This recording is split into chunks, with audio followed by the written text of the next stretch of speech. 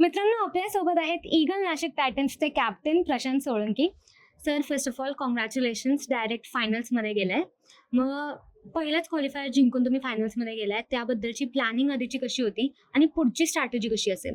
Planning simple होती, की जे करत आलोय तेच करायचंय. सिंपल ठेवायचंय, जास्त कॉम्प्लिकेट नाही करायचंय आणि गेम खेळायला आलोय, ओकेशन खेळायला नाही आलोय. तर तसंच एक ट्राय केलं होतं, की जस्ट अनदर गेम असं ट्राय केलं होतं आणि ते एक्झिक्यूट झालं चांगलं. आणि पुढे काय प्लॅनिंग? पुढे पण तसंच सिंपल ठेवायला बघणार, प्रोसेस फॉलो करणार. One game at a time, तर वन लास्ट स्टेप. तर तसं आम्ही फोकस करून जे प्रोसेस आहे ते फॉलो करायला बघतो.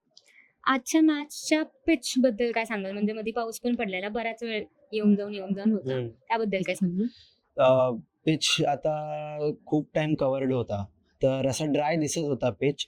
तर आम्ही टॉस जिंकून बॉलिंग घेतली.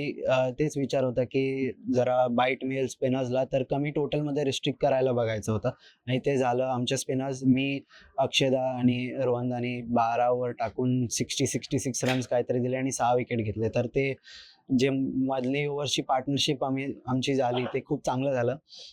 ते एक्झिक्यूट झालं प्लॅन. मग बॅटिंग मध्ये मंदार क्लोज क्वार्टर्समध्ये असतो पिचवरती, तर त्याने बघून घेतलं की कसं आहे विकेट आणि त्याने परफेक्टली एक्झिक्यूट करून रन चेसचा टोन सेट करून दिला टीमला.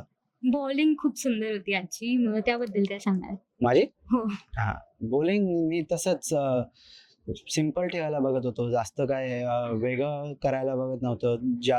जसं या टुर्नामेंटमध्ये टाकतोय तेच सेम करायला बघतोय. अजून डिफरंट काय करायला नाही बघत होतो. हे होतं की ईगल नाशिक टायटन्सची टीम पूर्णच खूप चांगली आहे. म्हणजे सगळेच खेळतायत, सगळेच चांगले खेळतायत. मग इन जनरल टीम बद्दल काय सांगाल पूर्ण टीम? टीमचा माहोल खूप चांगला ठेवलाय सपोर्ट स्टाफनी. समज sir, Harshad sir, Sai sir, तर हे सगळे महाराष्ट्राचे लेजेंड्स आहेत. ते महाराष्ट्राला एवढे मॅचेस खेळलाय, एवढे मॅचेस त्यांनी जिंकून दिले आहेत.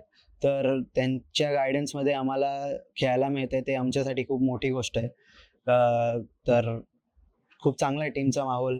सगळे प्लेयर्स पॉझिटिव्ह झोनमध्ये आहेत आणि एकमेकांची कंपनी खूप एन्जॉय करतायत. ते एक महत्त्वाची गोष्ट आहे. ओके, आता एवढा टाइम दिला त्यासाठी थँक यू आणि थँक्यू. ऑल द बेस्ट पुढच्या मॅचसाठी. थँक्यू.